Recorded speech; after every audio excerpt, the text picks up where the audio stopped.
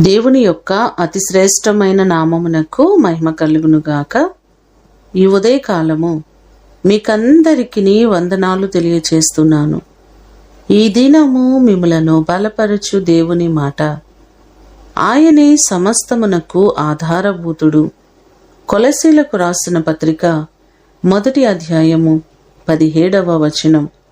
ఆయన అన్నిటికంటే ముందుగా ఉన్నవారు. సమస్తమునకు ఆధారభూతుడు ఆయనే. మన ఊపిరి, మన ఉనికికి, మన జీవితానికి సమస్తమునకు ఆధారము మన దేవుడే. కీర్తనలు 22వ కీర్తన 10వ చరణంలో చూస్తే, గర్భవాసినైనది మొదలుకొని నాకు ఆధారము నీవే అనే మాటలు మనకు కనబడుతున్నాయి. మన జీవితానికి ఆధారభూతుడు ఆయనే. నిరంతరము మనలను నడిపించేవారు, మనకు సహాయము చేసే గొప్ప దేవుడు ఆయనే. సమస్తమునకు ఆధారభూతుడైన దేవుడు మీ జీవితాలలో ఉన్న ప్రతి సమస్యలను తొలగించి ఆయన మిమ్మును ఆశీర్వదించునుగాక. ప్రార్థన చేసుకుందాం. మమ్మలను మికిలిగా ప్రేమించిన మా ప్రియ పరలోకపు తండ్రి, మీ ప్రశస్తమైన పాదములకు వందనాలు ప్రభువా. సమస్తమునకు ఆధారము మీరే. మా జీవితానికి ఆధారభూతుడవు నీవే.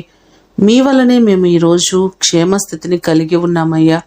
మీరు లేకుండా మేము క్షేమంగా ఉండలేము. నీ కృపచేత మా ప్రియులెల్లరినీ మీరు జ్ఞాపకం చేసుకుని ప్రతి వారిని మీరు బలపరచండి. వారి సమస్యల నుంచి విడిపించండి ప్రభువా. ప్రతి వారికి మీరు మేలు చేయండి.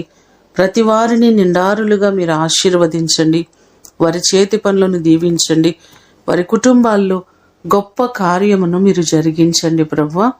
ఈ దినము కొరకు వందనాలు, కృతజ్ఞతలు మీకు తెలియచేస్తూ యేసు అతి ఘనమైన నామమున అడిగి వేడుకొని పొందియున్నాము తండ్రి. ఆమేన్. దేవుడు మిమ్ములను దీవించునుగాక.